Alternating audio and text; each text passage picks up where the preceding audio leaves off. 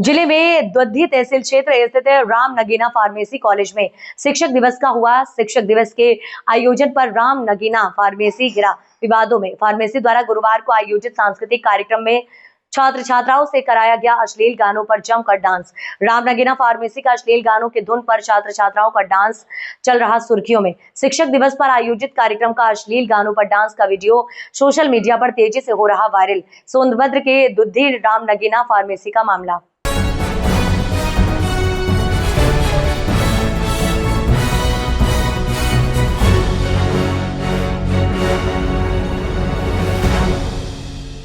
बड़वानी नेता प्रतिपक्ष व कांग्रेस के वरिष्ठ नेता उमंग सिंघार के गर्व से कहो हम आदिवासी हैं, हिंदू नहीं बयान के विरोध में खरगोन बड़वानी लोकसभा सांसद गजेंद्र सिंह पटेल ने अपनी कड़ी प्रतिक्रिया व्यक्त की। जिला मीडिया प्रभारी सुनील भावसार ने बताया कि कांग्रेस के वरिष्ठ नेता के उक्त कथित बयान पर लोकसभा सांसद गजेंद्र सिंह पटेल ने एक वीडियो जारी करते हुए कहा कि मैंने छिंदवाड़ा के कार्यक्रम में वरिष्ठ कांग्रेस नेता उमंग सिंघार का बयान सुना है, जहां पर उन्होंने आदिवासी कार्यकर्ताओं को बताया कि आदिवासी हिंदू नहीं है। मैं इस बात को सिरे से खारिज करता हूं क्योंकि भारत के संविधान में आदिवासी समाज को हिंदू समाज का अभिन्न अंग माना गया तथा 1951 की जनगणना में भी इसी परिधि में हमारे आदिवासी समुदाय को गिना गया है।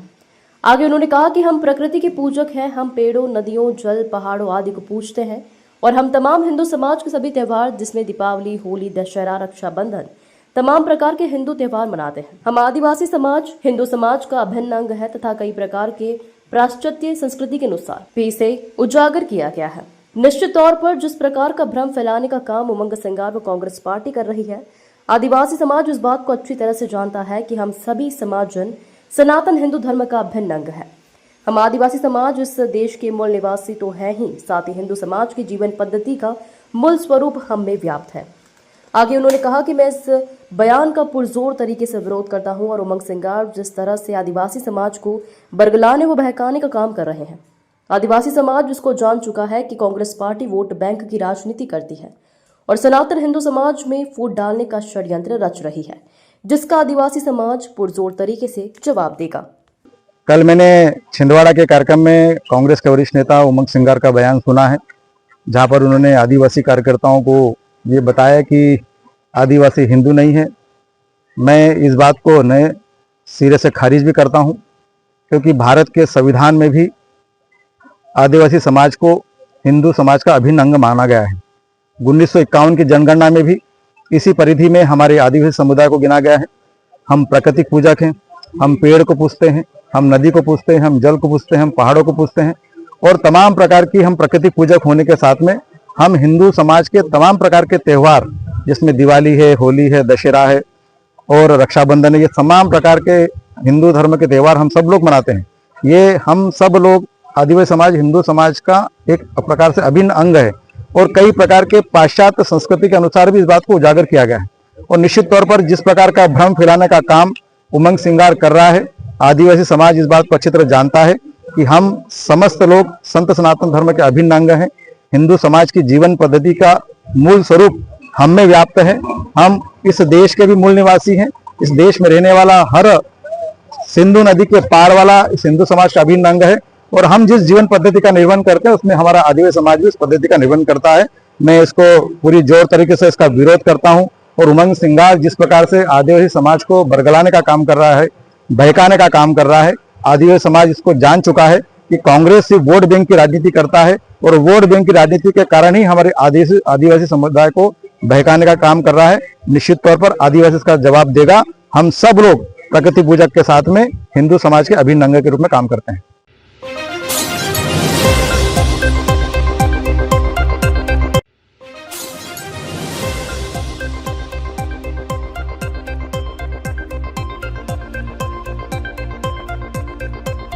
इस वक्त की बड़ी खबर आपको बताते चले, अयोध्या राम जन्मभूमि मंदिर पहुंचे भूटान के प्रधानमंत्री दाशो सोरेंग टोपकी।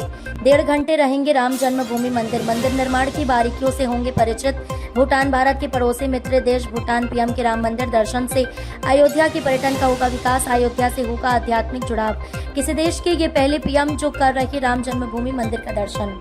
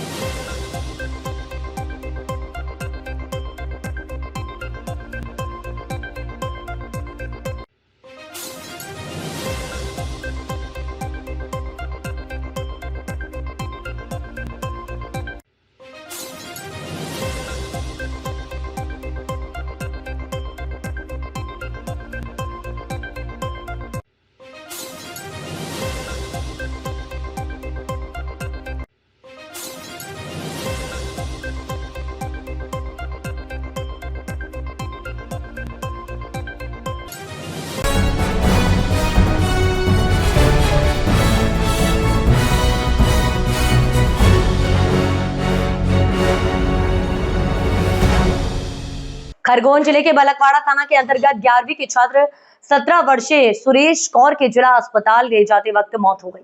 छात्रावास प्रबंधन द्वारा बड़ी लापरवाही, परिजनों को नहीं दी कोई इसकी सूचना। मौत को लेकर कसरावत एसडीएम कार्यालय में एबीवीपी छात्र संघ ने छात्रावास के छात्र की मौत को लेकर धरना प्रदर्शन किया। बलकवाड़ा थाना प्रभारी रितेश यादव पर लगे गंभीर परिजनों का आरोप। 48 घंटे बाद भी उस डॉक्टर पर एफआईआर दर्ज नहीं किया। बलकवाड़ा थाना प्रभारी द्वारा हमको धक्का मारकर बाहर थाने से कर दिया गया। थाना प्रभारी द्वारा आरोपी डॉक्टर का पक्ष भी लिया गया कि अरेस्ट करेंगे तो आधे घंटे में वह रिहा हो जाएगा। तहसील कार्यालय धरने पर बैठे मृतक की बहन हुई मूर्छित, जिसे तत्काल सामुदायिक स्वास्थ्य केंद्र ले जाया गया। छात्र संघ ने एसडीएम कार्यालय में धरना प्रदर्शन किया और कार्रवाई कर गिरफ्तारी की मांग की। गिरफ्तारी नहीं करती तो छात्र संघ बड़ा आंदोलन करेंगे एवं कसरावत तहसील कार्यालय से जिला कलेक्टर 35 किलोमीटर पैदल जाने की दी चेतावनी। छात्र संघ द्वारा प्रशासन पर गंभीर आरोप लगाते हुए बताया कि जब भी हम आंदोलन करते हैं तब प्रशासन जागता है क्या? इसी तरह क्षेत्र में प्रशासन की तानाशाही चलती रहेगी। ये जो कल हमने कार्रवाई भी की है उस पर, जो पप्पू चौहान नाम का डॉक्टर का नाम बताया था उन लोगों ने, जिसमें हम लोगों ने वहाँ पे एलोपैथिक दवाइयाँ भी मिली हमने, और वहाँ पे उसको दवाइयों को जब्त करते हुए क्लिनिक को सील भी किया है। और क्लिनिक का पंजीयन नहीं था जो कि होना था, उसके डॉक्यूमेंट्स हम अभी बुलवा रहे हैं उन पे, उसके बाद ही मैं कुछ उसका बोल पाऊँगा। डॉक्टर सर मौके पे फरार हो गए? और हमने जब कार्रवाई की तब वो नहीं था वहाँ पे। क्या नाम लिखते हैं सर? मैं डॉक्टर संतोष गोड़ा। क्या कुछ मामला है? विषय यह है कि बलकवाड़ा में जनजाति आदिवासी हॉस्टल है। उस हॉस्टल में एक छात्र बीमार था, तो हॉस्टल अधीक्षक की क्या जिम्मेदारी बनती कि वहाँ पे उस हॉस्टल में रहे, ना कि वहाँ से भगे वो। और उसने, उस हॉस्टल अधीक्षक ने एक 12वीं के छात्र को वहाँ पे प्यून बना के रखा है और हॉस्टल में वो उससे काम करवाता है। मतलब कहीं ना कहीं ये हॉस्टल अधीक्षक की भी गलती है। और उसके बाद जब छात्र बीमार है तो उसको अच्छे डॉक्टर से गवर्नमेंट हॉस्पिटल में ले जाना चाहिए, लेकिन जो हॉस्टल अधीक्षक है वो किसी झोला छाप डॉक्टर को बुलाता है और हॉस्टल के अंदर वहाँ पे उसको इंजेक्शन ट्रीटमेंट देता है। तो वो इंजेक्शन देने से उस छात्र की मौत हो जाती है। ये बड़ा विषय है कि मौत होने के बाद ना तो उस झोला छाप डॉक्टर पे कार्रवाई हो रही है, ना ही उस हॉस्टल अधीक्षक पे कार्रवाई हो रही है। कहीं ना कहीं प्रशासन भी उन लोगों के साथ मिला हुआ है। प्रशासन की ये देख सकते हैं कि 48 घंटे हो गए, प्रशासन अभी तक सो रहा है। 48 घंटे में कुछ भी कार्रवाई नहीं करी है उन्होंने। प्रशासन ने अभी तक एफआईआर भी दर्ज नहीं करी है। और वहाँ के जो बलकवाड़ा के टीआई है, वो टीआई साहब मृतक के पिताजी को बोलते हैं कि हम उसको एफआईआर करके अंदर भी कर लेते हैं तो आधे घंटे बाद उसकी हम जमानत हो जाएगी। तो ये टीआई के ये शब्द बहुत ही निंदनीय है। अखिल भारतीय विद्यार्थी परिषद कड़ी निंदा करता है। और आज जब अखिल भारतीय विद्यार्थी परिषद के कार्यकर्ता सभी मृतक के परिवारजनों के साथ यहाँ पर एसडीएम कार्यालय आए, तब यहाँ पे प्रशासन द्वारा अच्छे से कार्रवाई करने के आश्वासन हमको मिलता है। प्रशासन अब उठ रहा है सो के 48 घंटे के बाद, वो भी कब? जब परिवारजन और अखिल भारतीय विद्यार्थी परिषद के कार्यकर्ता हम सभी यहाँ पे एसडीएम कार्यालय में धरना दे रहे हैं, तब प्रशासन भी उठ रहा है। तो कहीं ना कहीं प्रशासन की भी ये जो है सोया हुआ है प्रशासन भी। और प्रशासन एकदम मतलब पूरे ये जो विषय है उसको एकदम ठंडी बस्ती में ले रहा है। मैं ये मीडिया के माध्यम से मैं ये कहना चाहता हूँ कि अगर प्रशासन इस विषय को संज्ञान में लेके कठोर कार्रवाई नहीं करता है तो अखिल भारतीय विद्यार्थी परिषद उग्र आंदोलन प्रदर्शन करेगी, जिसकी जिम्मेदार स्वयं शासन एवं प्रशासन की रहेगी। अभी क्या टीआई द्वारा ये भी कहा गया है कि डीएम के आदेश पे कोई कार्रवाई की जाए। हाँ, टीआई साहब हमारे कार्यकर्ताओं को बोलते हैं जब तक डीएम साहब नहीं बोलेंगे तब तक हम ये इसके ऊपर एफआईआर नहीं करेंगे। अभी क्या निर्देश मिला है? अभी ये बोला है कि एसडीओपी मैम जो है उन्होंने हमको आश्वासन दिया है। उन्होंने बोला है कि मैं खुद जा रही हूँ वहाँ पे हम कार्रवाई करने के लिए, और हम साथ में जा रहे हैं अभी तुरंत उनके साथ में बलकवाड़ा। हम भी ये देखेंगे कि उनके वो किस प्रकार से कार्रवाई कर रहे हैं, उचित कार्रवाई कर रहे हैं कि नहीं कर रहे हैं। क्या नाम है? हाँ, मेरा नाम रौनक सोनी, जिला संयोजक अखिल भारतीय विद्यार्थी परिषद खरगोन। ये वो कैसे हुई है और आपका क्या लगता है? सर मैं मृतक का बड़ा भाई लगता हूँ। अब पता चला कि हॉस्टल में उसकी नॉर्मल तबीयत खराब थी, उसके चलते हॉस्टल अधीक्षक ने बालकों को बोल के उन्हें क्लिनिक पे जाने का बोला। सुरेश कौर, पिता मुकेश कौर। तो वो नॉर्मल कंडीशन में पैदल चल के 2 किलोमीटर तक पैदल गए हैं। वहाँ पे क्लिनिक खुला हुआ था, वहाँ पे दिखाया उन्होंने। और वहाँ देखने के बाद में उन्होंने कमर में इंजेक्शन लगाई। कमर में लगाने के बाद वो हाथ में लगा रहे थे, तो मृतक ने मना कर दिया था कि मैं हाथ में आज तक लगाई नहीं और ना लगाऊंगा। तो उन्होंने ज़बरदस्ती हाथ में इंजेक्शन लगाया। उस तुरंत लगाने के बाद में उसको घबराहट हुई, उल्टी आने लगी और मुंह में झाग आ गया।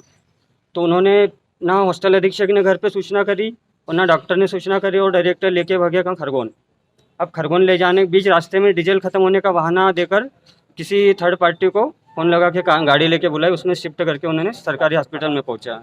डॉक्टर सीधे से फरार हो गया है रास्ते से ही। अब उनका कायदा ये कि परिजनों के या परिवार वालों को किसी को सूचना देना चाहिए। डेट का रास्ते में हुई कि वहाँ हुई? छात्र की डेथ रास्ते में हो जाने के कारण डॉक्टर को पता चल गया कि ये मर चुका है, इसलिए वो छोड़ के आधे रास्ते से दूसरी गाड़ी बुलाई और चले गए। डॉक्टर का क्या नाम? पप्पू चौहान जी।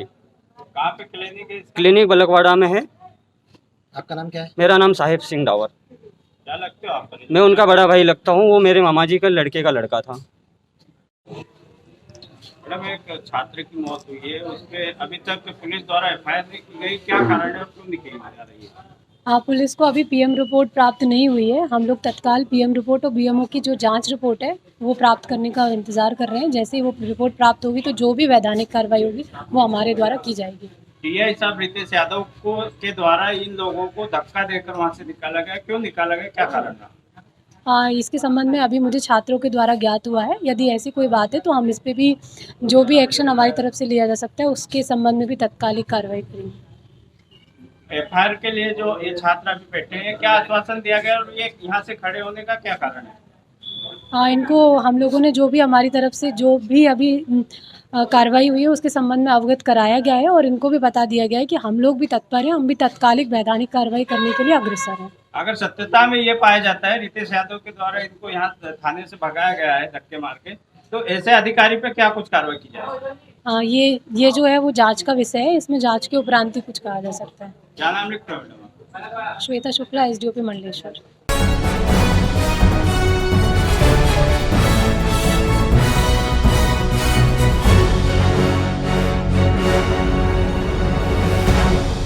ग्वालियर में मुसीबत में फंसे लोगों को तुरंत मदद मिल सके, इसके लिए गृह विभाग ने डायल 100 की तर्ज पर डायल 112 सेवा शुरू कर दी है। इसके तहत ग्वालियर जिले को 50 वाहन मिले हैं। इन वाहनों को अत्याधुनिक सुविधाओं से लैस किया गया है। साथ ही इसमें सवार होने वाले पुलिसकर्मी बॉडी वॉर्म कैमरे से लैस होंगे। इससे पुलिस का आम लोगों के साथ व्यवहार, रिस्पांस टाइम और रियल टाइम लोकेशन भी देखी जा सकेगी। ग्वालियर के डीआरपी लाइन में इन वाहनों को आम लोगों के लिए गुरुवार को हर क्षेत्र के पुलिसकर्मी को समर्पित किया गया। इस मौके पर IG Arvind Saxena, DIG Amit Sanghi, SP Dharmveer Singh सहित अन्य वरिष्ठ पुलिस अधिकारी मौजूद थे। आईजी अरविंद सक्सेना ने बताया कि ग्वालियर के लिए उन्हें 50 वाहन मिले हैं। इन वाहनों में 34 स्कॉर्पियो एन शहर के लिए और 16 बोलेरो वाहन ग्रामीण क्षेत्रों के लिए मिले हैं।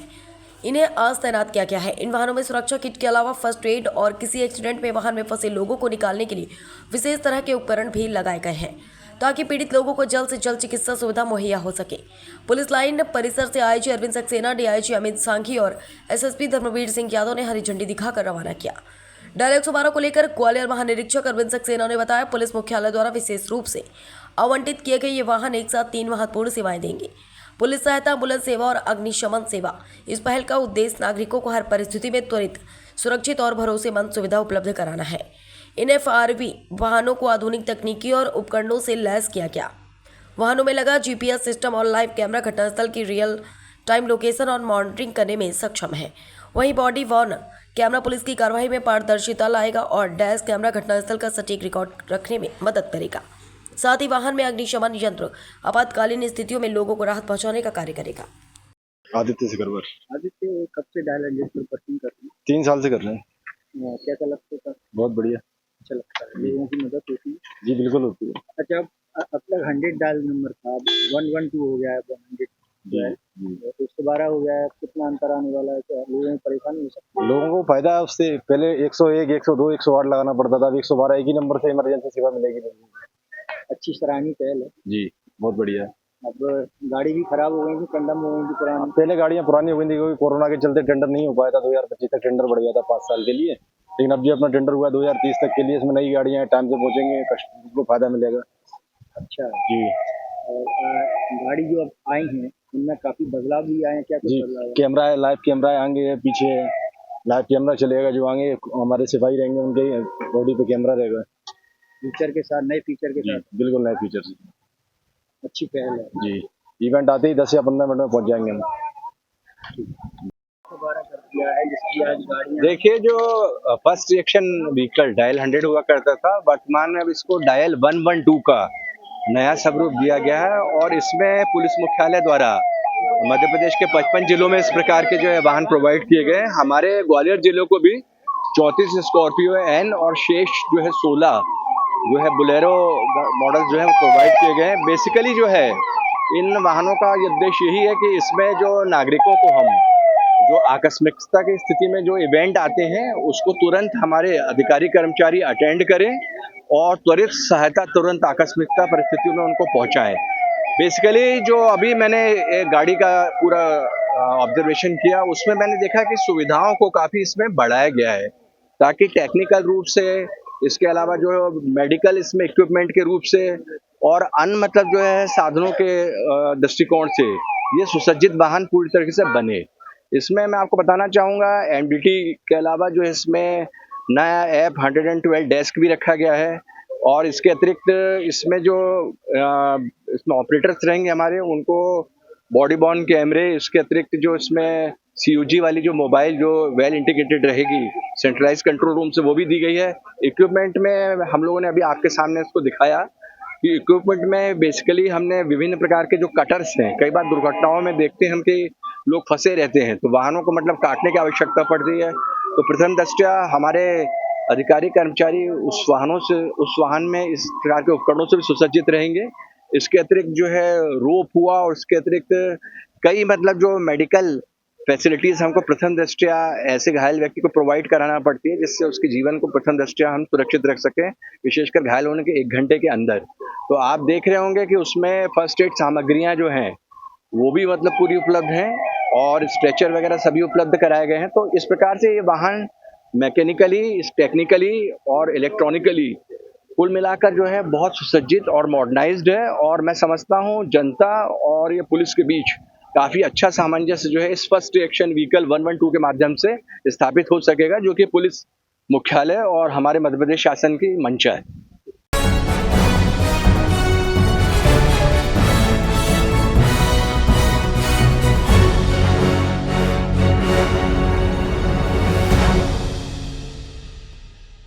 धार जिले के निसरपुर नगर में गुरुवार रात्रि में अनंत चतुर्दशी के अवसर पर बारस के दिन गुरुवार रात्रि में झिलमिलाती झांकियों का कारवा अलग अलग गणेशोत्सव ग्रुपों द्वारा निकाला गया। नगर के मोतिया चौक पर झांकियों को देखने के लिए बरसते पानी में आसपास की बड़ी संख्या में ग्रामीण पहुंचे थे। ग्रामीणों के अनुसार इस बार 6 से अधिक झांकियों के साथ गणेश जी की प्रतिमा की झांकियों में जमकर झूमते दिखे बप्पा भक्त। पुलिस प्रशासन द्वारा इस बार असामाजिक तत्वों और माहौल को बिगाड़ने वालों के लिए पहले से तैयारी कर ली थी, मगर इस बार पुलिस प्रशासन की तैयारियों को देखते हुए किसी भी प्रकार से कोई भी प्रकार से माहौल खराब नहीं हुआ। निसरपुर सहित आसपास के गांव और शहरों से बड़ी संख्या में लोग झलकियां निहारने पहुंचे थे। ब्यूरो रिपोर्ट आशुतोष सेन, धार।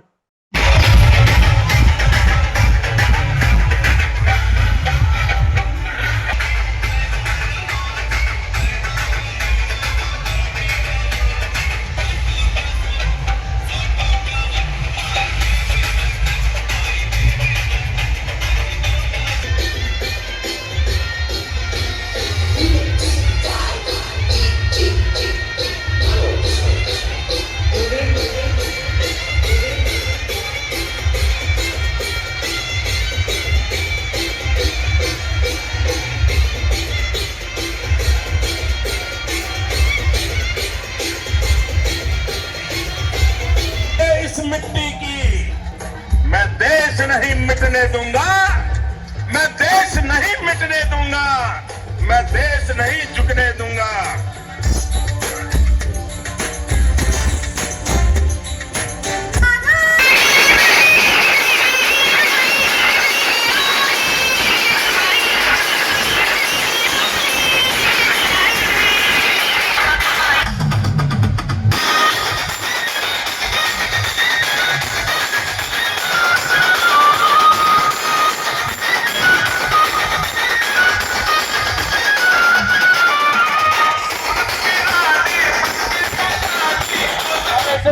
सारंग बोस वो भी जेसीबी वाले।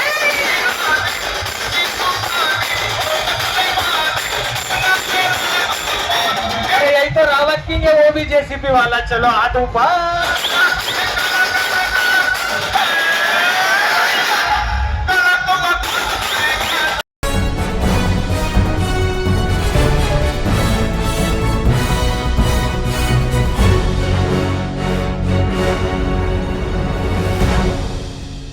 राजगढ़ बाग मार्ग की हालत जर्जर हो गई है, जहां आए दिन लोगों को खराब सड़क के कारण प्रतिदिन छोटी बड़ी दुर्घटनाओं का शिकार होना पड़ता है। बड़े बड़े गड्ढों के चलते छोटे वाहन चालकों के साथ दोपहिया वाहन यात्री आए दिन दुर्घटना का शिकार हो रहे हैं। कई दुर्घटना में तो बाइक सवार अपनी जान गंवा बैठे हैं। ऐसा ही एक मामला आज दोपहिया वाहन चालक टांडा के समीप ग्राम बड़दा के पास देखने को मिला, जहां टांडा घाट में मोटरसाइकिल से आ रहे राजगढ़ के पिता एवं पुत्र गड्ढे भरी राह के चलते गिरने से वह कुछ गंभीर घायल हो गए। उन्हें गंभीर अवस्था में टांडा के सामुदायिक स्वास्थ्य केंद्र लाया गया, जहां सामुदायिक स्वास्थ्य केंद्र प्रभारी नितिन श्रीवास्तव ने प्राथमिक उपचार किया। घायलों में मुख्य रूप से दीपक पिता अशोक सोनी एवं अशोक सोनी निवासी राजगढ़ मोटरसाइकिल से टांडा आ रहे थे। दीपक सोनी ने बताया कि टांडा के समीप रोड पर बड़े बड़े गड्ढे होने की वजह से यह हादसा हुआ है। आपको बता दें कि राजगढ़ से बाग मार्ग की हालत इतनी खराब है कि दोपहिया वाहन एवं छोटे व्हीकल इन गड्ढों को बचाने के लिए आए दिन दुर्घटना का शिकार हो रहे हैं। यह मार्ग MPRTC विभाग के अधीन है। कुछ माह पूर्व की करोड़ रुपए का भ्रष्टाचार का मरहम लगाया था, जो कुछ समय ही नहीं टिक पाया। अब देखना होगा विभाग आमजन की जान की सुरक्षा के लिए क्या कदम उठाता है। ये घटना गड्ढे के कारण हुई, वहाँ पे पानी भरा हुआ है और वो इंदारे में ध्यान रहता नहीं है बाइक वालों का या छोटी गाड़ी वालों का, तो वो एक्सीडेंट होना है और आए दिन ये एक्सीडेंट होते ही रहे हैं। अभी मेरे सामने कम से कम 3 जने एक्सीडेंट वाले आए हुए हैं यहाँ। हम तो आए हैं 2 भैया और भतीजे को लेकर, उसके बावजूद 2 जने वो लेके आए हैं। ये भी गड्ढे के ही शिकार है, ये भी उधर ही गड्ढे पे हुआ है। कब हुई घटना ये घटना भी 7:30 पौने 8 बजे की है। ये क्या केस है सर जो आया है अभी? अभी रोड एक्सीडेंट के 2 पेशेंट आए हैं जी, और उनका भी वर्तमान में इलाज चल रहा है अभी। और उनके द्वारा बताया गया है कि रोड पर गहरे गड्ढे बने हुए थे, जिसके कारण वाहन अनियंत्रित हो गया और गंभीर चोटें आई हैं। सर ये पेशेंट है, ये इन्होंने कहाँ के हैं बताया है? ये राजगढ़ के होना बताते हैं और टांडा घाट पर इनका एक्सीडेंट हो गया। ठीक है, आपका नाम सर? मैं doctor Nitin Srivastava, medical officer CSC Tanda.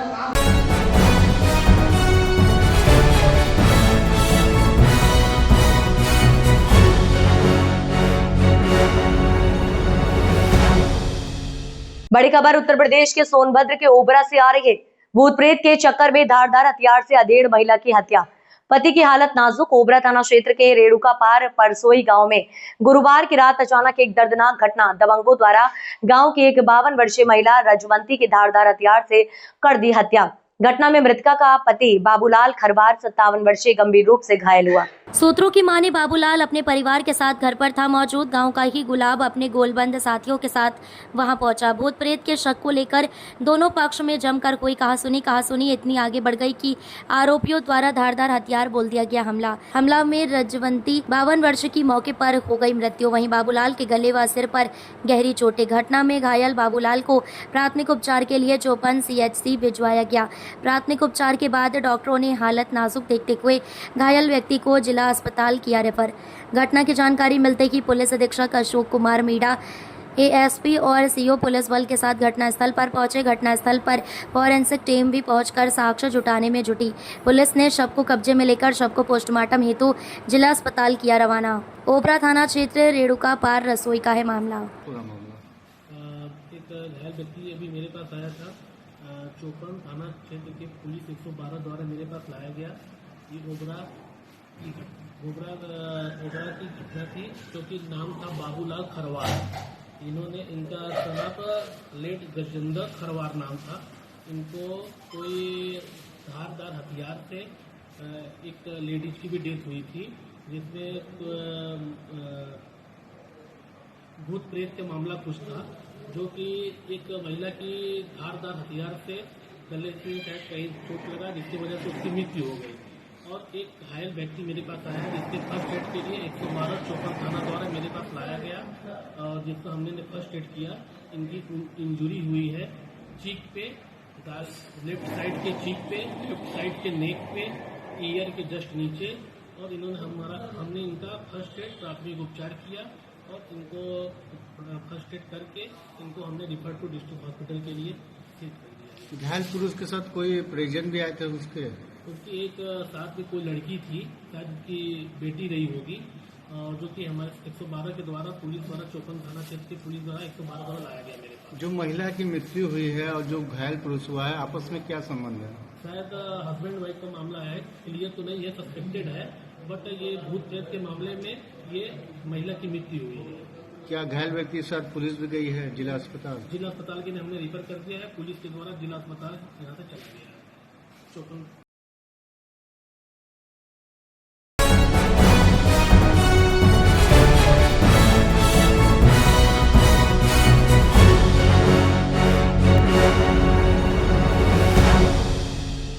बड़ी खबर इस वक्त की, इंदौर महापौर के पुत्र ने क्या कह डाला। मुख्यमंत्री मोहन यादव के सामने ही पोल खोल दी। सरकार की एक वाद विवाद प्रतियोगिता में इंदौर के यशस्वी महापौर पुष्पमित्र जी भार्गव के सुपुत्र संघमित्र भार्गव ने मुख्यमंत्री, भाजपा विधायक और तमाम भाजपा नेताओं के सामने भाजपा सरकार की पोल खोलकर रख दी। ऐसे आरोपों की बौछार कर डाली जिस पर परेश रावल का वह डायलॉग याद आ गया, यह तो नंगा करके धो रहा है। मांगती है और वेटिंग लिस्ट का आलम तो ऐसा है कि 50 लाख से ज्यादा लोग हर साल टिकट लेने के बाद भी सफर नहीं कर पाते हैं। माननीय अध्यक्ष महोदय, बुलेट ट्रेन का वादा हुआ था, कहा गया था 2022 तक अहमदाबाद से मुंबई सरसराते हुए ट्रेन जाएगी, लेकिन 2025 आ गया है। बुलेट ट्रेन तो नहीं, लेकिन वादा खिलाफी की रफ्तार जरूर दौड़ रही है। महोदय, करोड़ों रुपए खर्च हो गए, जमीन अधिग्रहण में घोटाले हो गए, लेकिन बुलेट ट्रेन सरकार की पावर पॉइंट प्रेजेंटेशन से बाहर नहीं आ पा रही है। महोदय, सरकार कहती है कि कवच तकनीक सिस्टम से रेल हादसे खत्म हो जाएंगे, लेकिन आपको बात बता दूं कि 10 साल में पिछले 10 साल में 20,000 लोगों ने रेल हादसों में अपनी जान गंवाई है। क्योंकि महोदय, जब रेल के डिब्बे टूटते हैं, रेल पटरी से फिसलती है, तब सिर्फ उस रेल के डब्बे नहीं टूटते, एक माँ की गोद सूनी हो जाती है, किसी बच्चे का भविष्य अंधकार में चला जाता है और एक बूढ़े पिता की आंखों से उसकी आखिरी उम्मीद छिन जाती है। महोदय, स्टेशन रीडेवलपमेंट की बात होती है, कहते हैं 400 स्टेशन हम एयरपोर्ट जैसे बनाएंगे, बनते कितने हैं? केवल 20। वहां पे भी जनता की आवाज आती है कि हाँ, चमकते बोर्ड तो है, लेकिन पीने का पानी महंगा है। भीड़ की भीड़ वही है। लेकिन आज मैं आप सभी को कुछ तथ्य प्रस्तुत करना चाहता हूं कि सीएजी की रिपोर्ट 2022 हमें यह बताती है कि 1.25 लाख करोड़ रुपए जो जनता का पैसा स्टेशन बनाने के लिए स्वीकृत किया गया था, उसकी आज भी 80% परियोजनाएं बाकी है। उसके बाद जो 78% सुरक्षा पर पैसा खर्च करना था, उसे डाइवर्ट कर दिया गया। और इकोनॉमिक टाइम्स की 2020 हमें यह रिपोर्ट बताती है कि 300 करोड़ रुपए की कैटरिंग का निवेश एक ही कंपनी को दे दिया। तो मैं आपको ये बताना चाहता हूं, सरकार कहती है सबका साथ होगा, सबका विकास होगा, लेकिन रेल में हो रहा है दलाल का साथ, निषेध का विकास और जनता का विनाश।